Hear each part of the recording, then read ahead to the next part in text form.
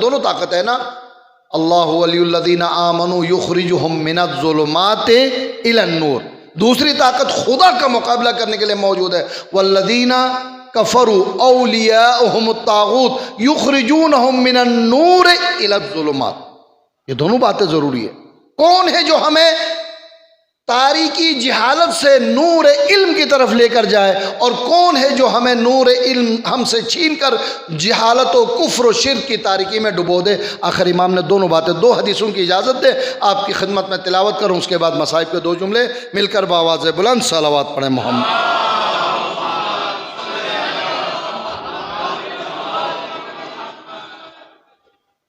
وسائل الشیعہ سمیت متعدد حدیث کی معتبر کتابوں کا حوالہ ہے. قال امام جعفر صادق علیہ الصلاۃ والسلام.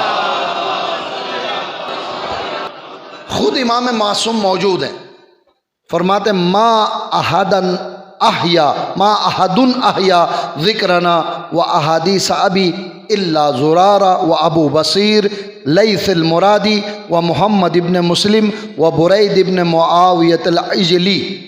4 راویوں کا نام لیا ہے جو امام کے انتہائی قریب ترین اور واقعاً امام کے علم کے وارث اور شاگرد بنے.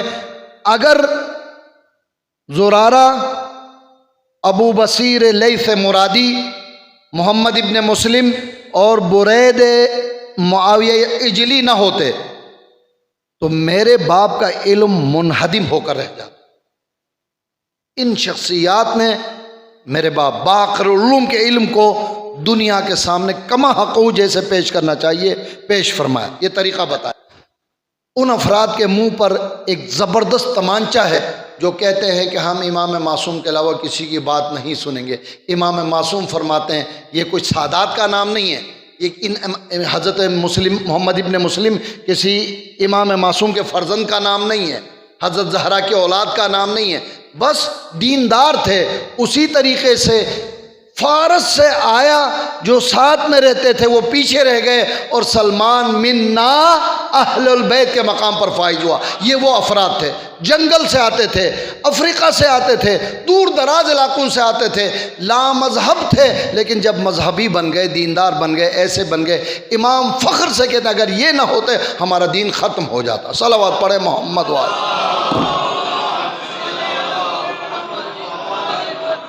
مزید ہؤلاء حفاظ الدین، اس سے کیا جملہ ہم پیش کر سکتے ہیں؟ یہ وہ افراد میرے دین آبائی، میرے آبا و اجداد کے دین کے محافظین ہیں. وَأُمَنَاءُ أَبِي علیہ السلام، میرے بابا امام محمد باقر کے باتوں کے امین ہیں. علی حلال اللہ، کون سی باتوں کے؟ حلال و حرام. وَهُمُ السَّابِقُونَ إِلَيْنَا فِي الدِّينِ، دین حاصل کرنے میں دنیا میں بھی ہماری طرف انہوں نے سبقت کی، نمبر لے لیا، جیت گئے. اور آخرت میں ان کے لیے اجر کیا ہوگا؟ وَالسَّابِقُونَ إِلَيْنَا فِي الْآخِرَةِ، آخرت میں بھی سب سے قریب افراد یہی افراد ہوں گے. صلوات پڑھیں محمد وآلہ. اس کے بعد 4 احادیث ہیں جو ایک ایک کر کے محمد ابن مسلم، زرارہ اور دیگر راویوں کی، برید اجلی کی تعریف بیان کی. میں اسے چھوڑ کر اس مقام تک لے کر جاتا ہوں کہ ایک شخص دوسرے دین پر ہے. میں نے کہا نا چھٹے امام کے دور میں بہت سے نظریات تھے. خود اعتراف کرتا ہے، سید حمیری اس کا نام ہے تاریخ میں، کہ میں امام کی امامت کا قائل نہیں تھا، لیکن علمی تعریف بہت سنی تھی.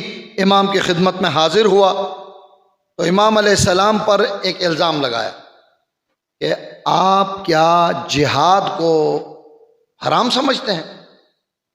اب یہ بالکل الگ ایک عنوان ہے کہ کس امام نے کیوں قیام فرمایا، کس امام نے کیوں قیام نہیں فرمایا.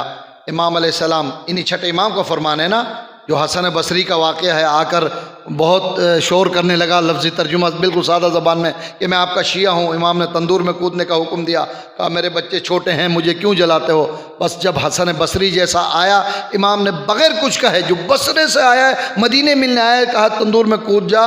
کچھ بھی نہیں پوچھا کہ مولا میری غلطی کیا ہے، تندور میں کود پڑا، ڈھکنا بھی بند کیا، تھوڑی دیر بعد وہ جو بندہ تھا وہ پریشان ہوا، ہاتھ پیر ملنے لگا، مولا اس کا تو کباب بن گیا ہوگا، کہا جا ڈھکنا کھول کر دیکھ، دیکھا تو جیسے ابراہیم آگ کے انگاروں پر تلاوت میں مصروف تھے، حضرت حسن بصری بھی اسی طرح آگ کے انگاروں پر قرآن کی تلاوت کرنے میں مصروف۔ پوچھا ایسے شیعہ کتنے ہیں؟ ایک بھی نہیں۔ پھر امام قیام کیسے کریں؟ پھر الزام لگاتے تھے کہ یہ بزدل نعوذ باللہ جہاد کو واجب نہیں سمجھتے، جہاد سے روک دیتے ہیں۔ یہ سید ہمیری بھی کہتا ہے، میں نے آ کر امام سے کہا کیا آپ جہاد کو واجب نہیں سمجھتے ہیں؟ امام نے جواب دیا بلا واللہ انی لا ارا، میں واجب سمجھتا ہوں، نماز واجب ہے وقت آنے پر نا، بالغ پڑھنا، روزہ آئے گا تو رمضان میں، ایسا نہیں ہے کہ ابھی گیا تو پھر دل چاہ رہا تو دوبارہ ایک مہینہ روزہ رکھیں، ایسا تو نہیں ہے۔ ہر عمل کا، جہاد کا بھی ایک موقع اور محل ہے، جہاد ممکن ہو تو میں واجب سمجھتا ہوں۔ ولیکن اکرہ ان ادعو علمی الی جہلہم، جواب بھی دیا، لیکن یاد رکھو جہاد کو واجب سمجھتا ہوں، مگر یہ بات پسند نہیں کرتا ہوں کہ میں اپنے علم کو جاہلوں کے حوالے کروں۔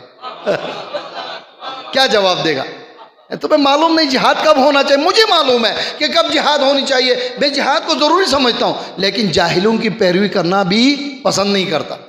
بات اتنی گہری تھی، وہ فرماتے ہیں کہ بے اختیار میں نے کہا مولا ہاتھ آگے بڑھائیے، کلمہ پڑھنے کے لیے تیار ہوں، صلوات پڑھے محمد والے۔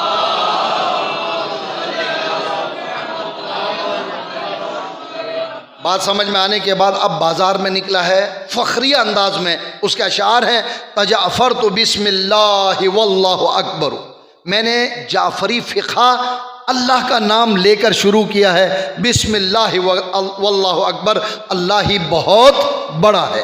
وَأَيْقَنْتُ أَنَّ اللَّهَ يَعْفُو وَيَغْفِرُ، آج تک جن عقائد پر میں نے عمل کیا ہے، آج تک جو غلط کام میں نے کیے ہیں، امید رکھتا ہوں جعفری بننے کے بعد خدا مجھے معاف فرمائے گا، صلوات پڑھے محمد وال۔ اس کو امام نے اپنے الفاظ میں یوں جواب دیا جو مختلف حدیث کی کتابوں میں موجود ہے، وَمَا خَطَرَ ذَنْبٌ عِنْدَ اللَّهِ أَنْ يَغْفِرَهُ لِمُحِبِّ عَلِيٍّ عَلَيْهِ الصَّلَاةُ وَالسَّلَامُ، خدا کے لیے کوئی مشکل کام نہیں کہ محب علی اور اولاد علی سے محبت رکھنے والے کے گناہ معاف کرے، خدا کے لیے کوئی مشکل کام نہیں ہے۔ پروردگار بحق محمد وآل محمد ہمارے سارے گناہوں کو معاف فرما، آواز بلند صلوات پڑھے محمد وآل۔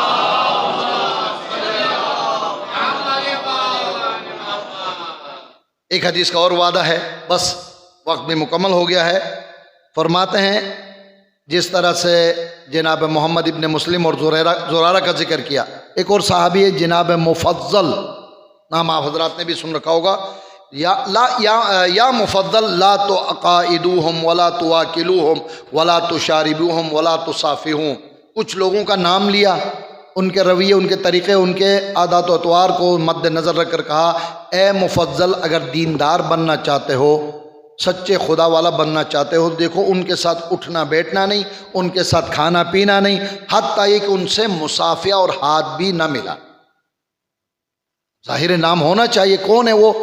ان میں سے ایک کا نام ابو الخطاب محمد ابی زینب الاجدع، نام اتنا مشکل ہے کہ یاد تو نہیں رہے گا، لیکن ابو الخطاب سے ہم مانوں سے اتنا تو یاد رہے گا۔ البتہ وہ ابو الخطاب جو پیغمبر کے زمانے میں بڑا خطیب تھا اس کی بات نہیں کر رہا ہوں، یہ چھٹے امام کے زمانے کا ابو الخطاب ہے۔ اسی کے بارے میں روایت جو میں ذکر کر چکا ہوں، آج موقع محل ہے، گویا تجدیدی طور پر اسے ذکر کر رہا ہوں۔ امام نے ایک بہترین محفل کے اندر ارشاد فرمایا، جو ابھی حدیث آپ کی خدمت میں عرض کی، ولایت والے کا گناہ معاف کرے خدا کے لیے کوئی مشکل نہیں۔ کہا کہ ہماری محبت اور ولایت کے بغیر کسی کے نماز روزے کو خدا قبول نہیں کرے گا۔ جملے کو اسی ابو الخطاب نے ایک مرتبہ بدل دیا، چوراہے میں جا کر چیخنا چلانا شروع کیا، میں نے چھٹے امام سے ایک فرمان سنا ہے، فرماتے ہیں محبت اور ولایت کے ہوتے ہوئے تمہیں کسی نماز روزے کی ضرورت ہی نہیں، جو آج ہر ممبر سے ہو رہا ہے معذرت کے ساتھ۔ امام کو کسی نے آ کر خبر دی، اگر مومن ہو تو یہی حالت ہے۔ رو رہا تھا وہ بندہ کہ مولا آپ نے کیا فرمایا تھا، اس ظالم نے جا کر کیا مشہور کر دیا۔ کہا کیا ہوا؟ کہا آپ نے یہ فرمایا تھا کہ بغیر ولایت کے نماز روزہ قبول نہیں۔ وہ کہہ رہا ہے ولایت کے ہوتے ہوئے تمہیں نماز روزے کی ضرورت نہیں۔ اب امام علیہ السلام نے مفضل کو کہا جو خبر لے کر آئے تھے، ان کے ساتھ اٹھنا نہیں، ان کے ساتھ بیٹھنا نہیں، ان کے ساتھ کھانا نہیں، ان کے ساتھ پینا نہیں، ان کے ساتھ مصافحہ نہ کرنا۔ ہم تو ممبر پر بٹھاتے ہیں، باقاعدہ نعرہ لگاتے ہیں، باقاعدہ لفافہ دیتے ہیں، بتائیے امام کے حکم کی ہم نافرمانی کر رہے یا پیروی کر رہے؟ خدا کرے ہمیں بیان کرنے والا بھی ایسا پیش کر سکیں جو دین خدا کو پیش کر سکے۔ صلوات